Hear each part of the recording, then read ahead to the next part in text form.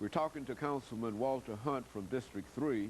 And of course, Councilman Hunt, before we had our second commercial break, you were telling us about some of the activities in the Metropolitan Council. And specifically, we left off, I think, with the possibility of a ballpark coming to Nashville. Let's pick up at that point. Okay, Nashville is really busy and it's buzzing. I think it's going in a great direction. We've had some good leadership over the past several years.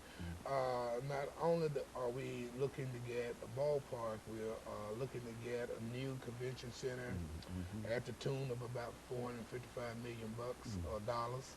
We are looking at a new Western hotel coming down on Broad Street. And so when you look at all of that type of building, you're talking about a lot of money.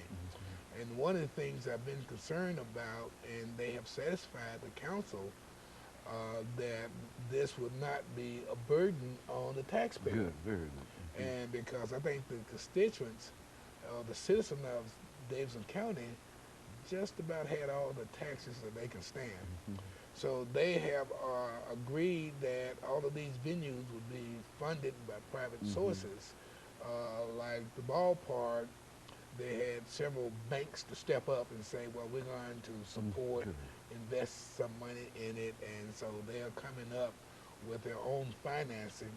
As I said before, the city will probably put in just a little bit just for the maintenance of it. Then you got the convention center coming in, because we are saying that the current convention center on Commerce is just too small, and we can't compete with cities like Orlando and Florida and big cities like that, and you lose a lot of money coming to cities if you don't have a place where they can hold large conferences, because these conferences are getting larger and larger, and they have to have a space. If you don't have the space, they won't come. They're going to go to one that's much larger. So for that reason, they decided that, well, we need another convention center. That's going to be at the tune of about $455 million. They got a lot of the business community are supporting it. At the same time they're doing that, Opryland is expanding their convention center. So when you expand both Opryland and our current convention center, it is said that that would put Nashville in the top 3. So that means in terms of holding large conventions. There's a lot of activity created. Yeah, a lot of number 3. And they bring in a lot of money. It's like the hotel that they're going in on Broad Street at Lower Broad.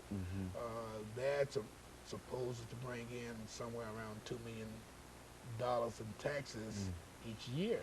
So, I mean, we're talking about a lot of money, but we're talking about some large venues as well. So I think that if we get all that in, which I don't see any reason why we should not, then Nashville's going to be okay. Nashville's going to be right at the top. Because they're looking at Nashville as one of the fastest growing cities in the South anyway. Because, see, Nashville sits on 3 major interstates, and it is said that Nashville connects with 2/3 of the nation. Just come through yeah, here, when one way or the other. Coming from the north to the south, generally you're going to come through Nashville. So that's been a plus. You know, one of the last things I guess we can perhaps talk about over the last 5 or 6 minutes is some of the problems that you see in the various communities in Nashville. I think one of the problems that everybody will admit is that there's an increased enrollment in all of the schools and whatnot. What are some of the things, some of the possibilities that you see, and some of the things that they're saying about education in the Metropolitan Council now? Well, in the Metropolitan Council, we want to try to put our education system, make it one of the top in the nation.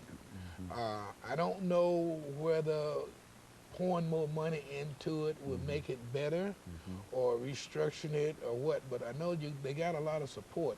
I support the Metro Nashville public school system because I think it is a good one. It's a large one. We're talking about 75,000 school kids, so that's a large population.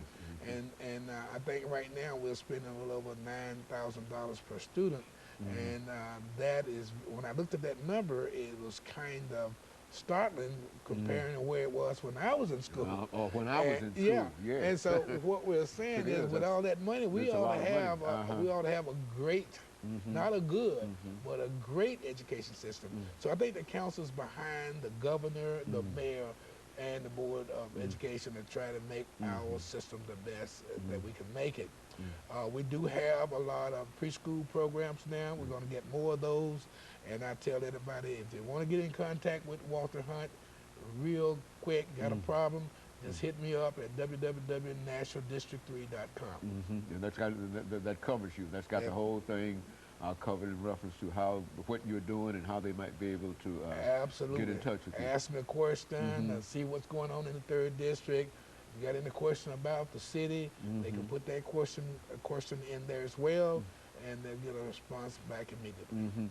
You know, in looking over the long range of opportunities that are available, I think that you worked with the Metropolitan Action Commission for a long time, and we find that we still have a large problem with many of our young people, our youth. You see, there's a lot of violence and a lot of some people say a lot of gang activities and et cetera. What is the council's attitude in reference to something to do with our youth?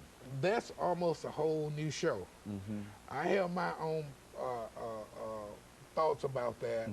I also taught school at in the middle school for a year before I got elected to the council. And being a psychotherapist student, I'm looking at some of the attitudes and some of the problems that we're experiencing with in the middle schools, and I don't think we've gotten to the point that we can address the problems that those kids are having in the middle school. And when they go undressed or unnoticed, they take them right on into the high school, and then they don't finish high school, and then we got that other element out there because nobody's recognizing this person's got a problem, and I don't care who we are. If we got a problem, that person's going to need help. You can't ignore it, because if you ignore it today, you're still going to have to deal with it next year. Whether it's going to be in jail or whether it's going to be some kind of problem, it's still got to be dealt with. We do not have the facilities in public school that will give kids psychiatric counseling. Not guidance counselors, that's a different discipline.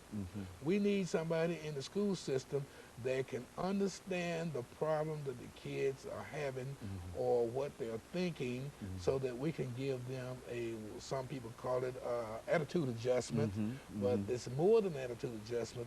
It's a real way of thinking that fits with what the school system are trying to teach, as opposed to what they think the school is trying to teach. And in a real sense fits into what life is all about, There because you no go. matter what their situation is, once they get out into the real life, they're going to have to live by the rules and the regulations of and the they won't be able to, because right now a lot of them are not able to adjust and follow directions in school. So how would they be able to follow direction in real life when school is teaching real life? Well, now, do you think that, and a lot of folks say that it all starts at home. What would you say in reference to that? I agree with it. It started home, but see, like anything else, we've let it go so long. Now it's like herding cats, because you got 2 or 3 generations of parents sagging and doing the same things that the kids are doing. And so it's difficult to talk about it starting at home. That's right. And you have to cut it off here in the school system. That's right. That's the public system. Because what we're seeing in the school system is coming straight from home and the communities in most cases. And so what you got is the school system versus the community, and they're not on the same page. Okay, we've got a minute to go here, Councilman Hunt. Let's give you an opportunity over the last minute we have to sort of speak to your constituents in terms of what you're trying to accomplish dealing with them. You know, it's so much out there, but I think the immediate needs, and see, I have district-wide meetings in the 3rd District, and one will probably be coming up pretty soon.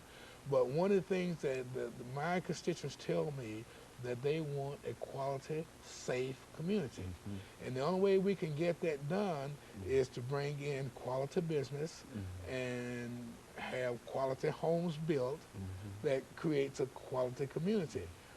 Right now, we got a shopping center coming in on Dickinson Road, right next to Bradley Parkway, and that's the only shopping center, real shopping center, that will be existing in the 3rd District. Okay, and of course, let me stop here, Okay. Councilman Hunt, and let me encourage our audience to tune in again next week for another informative edition of Comments. Thank you and good morning.